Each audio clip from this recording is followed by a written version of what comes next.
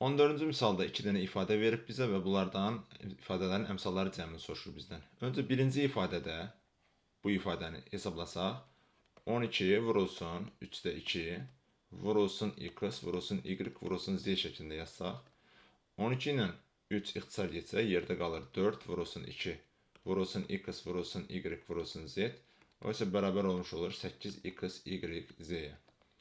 Digər misalda 36 vurulsun -2 vurulsun 3-də 1 vurulsun a vurulsun b vurulsun c. O isə bərabər olmuş olur 36 ilə 3-ü ixtisar aparsaq 12 qalır burada. 12 ilə -2-yə vursaq olur -24 a vurulsun b vurulsun c olmuş olur.